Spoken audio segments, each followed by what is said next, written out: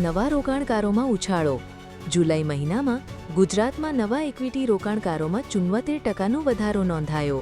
માત્ર એક જ મહિનામાં 1.2 લાખથી વધુ નવા રોકાણકારો જોડાયા. અમદાવાદ, સુરત અને રાજકોટ ટોચના શહેરોમાં ગણાયા.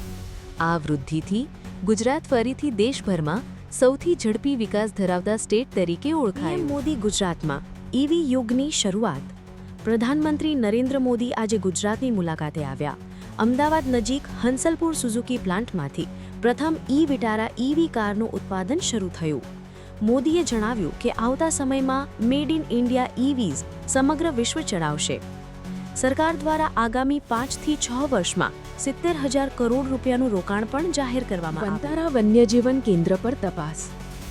રિલાયન્સ ફાઉન્ડેશન દ્વારા ચલાતું વંતારા વાઇલ્ડલાઇફ સેન્ટર હાલમાં વિવાદમાં આવ્યું છે. પ્રાણીઓની સંભાળને લઈને શંકા ઉઠતા સુપ્રીમ કોર્ટે સ્વતંત્ર તપાસના આદેશ આપ્યા. આ કેન્દ્રમાં 2,000થી વધુ પ્રજાતિઓ અને 1.5 લાખથી વધુ પ્રાણીઓ છે. તપાસનો અહેવાલ 12 સપ્ટેમ્બર સુધી રજૂ કરવો રહેશે. સાબરમતીમાં સાપોનું બચાવ. વરસાદને કારણે ધરોઈ ડેમમાંથી છોડાયેલા પાણીથી સાબરમતી નદીમાં પાણી ભરાઈ ગયું, જેના કારણે 100થી વધુ સાપો, મગર અને અન્ય પ્રાણીઓ બચાવીને સુરક્ષિત જગ્યાએ ખસેડવામાં આવ્યા. નીચાણવાળા વિસ્તારોમાં એલર્ટ જાહેર કરવામાં આવ્યું. ફાર્મા સ્ટોકમાં તેજી. ગુજરાત આધારિત ધ થેમિસ બાયોસિન કંપનીના શેરનો ભાવ 405 રૂપિયા સુધી પહોંચ્યો. આ અત્યાર સુધીનું સર્વોચ્ચ સ્તર છે. નાના રોકાણકારો માટે આ શેરમાં તેજી નોંધપાત્ર માનવામાં આવી રહી છે. હાઈકોર્ટનો મહત્વનો નિર્ણય. ગુજરાત હાઈકોર્ટે ડિસ્ટર્બ્ડ એરિયાઝ એક્ટ હેઠળ દાખલ થયેલી એક એફઆઈઆર રદ કરી દીધી છે.